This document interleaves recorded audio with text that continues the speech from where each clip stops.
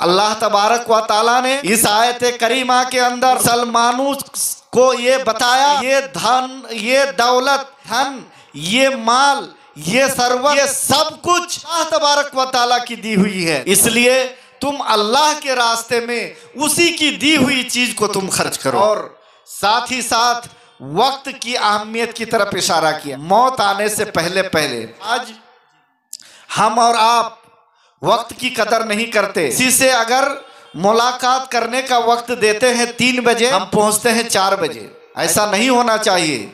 अल्लाह तबारक व ताला ने बहुत मुख्तसर सी जिंदगी हमें अता की, इसलिए हमें चाहिए कि हम वक्त की कदर करें। हम अल्लाह तबारक व ताला के बताए हुए हुक्म के मुताबिक अपनी जिंदगी गुजार। अल्लाह तबारक व ताला ने जो काम करने से हमें मना किया उससे बाज रहना चाहिए। और साथ ही साथ में अल्लाह तबारक व ताला ने इस आयत करीमा के अंदर इस तरफ भी इशारा किया, आदमी आखिरत की तैयारी करे।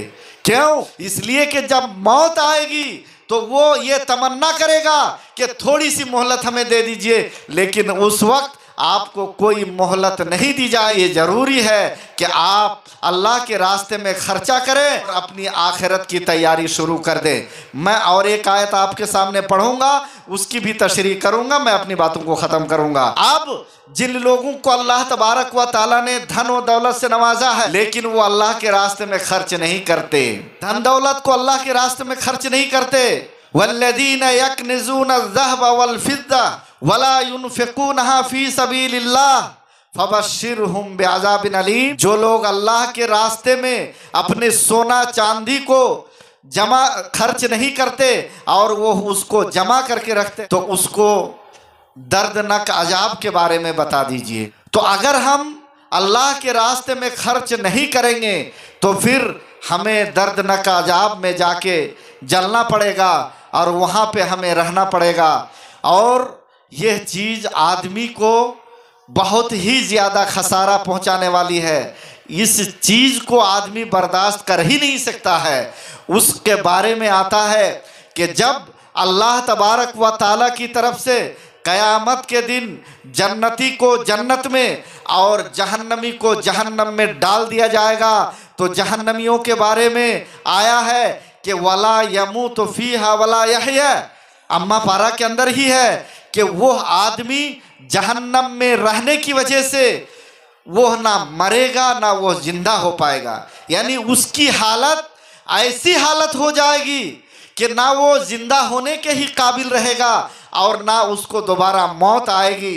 कहने का मतलब यह है कि अल्लाह ताला ने इस आयत के अंदर फरमाया कि आदमी की हालत बदतर से बदतर हो जाएगी, जो वो बर्दाश्त नहीं कर सकता है। इसलिए अल्लाह ने हमें जो दिया है हम अल्लाह के रास्ते में ज़रूर खर्च करके जाएं। इसलिए कि अगर हम अल्लाह के रास्ते में खर्च करते हैं तो उसके लिए अल्लाह ताला ने हमारे लिए जन्नत को तैयार करके रखा है। दूसरी आयत के अंदर अल्लाह तबारक व ताला ने इरशाद फरमाया वल्लज़ीना युनफ़िक़ूना अम्वालहुम। इस आयत के अंदर कि अल्लाह तबारक व ताला ने इरशाद फरमाया जो लोग अपनी माल को, अपने मालो दौलत को अल्लाह के रास्ते में खर्च करते हैं बिल्लैल वन नहार, जब चाहते हैं तब खर्च करते हैं, रात में भी खर्च करते हैं, दिन में भी खर्च करते हैं, जब उसको वक्त मिलता है उसी वक्त खर्च करते हैं।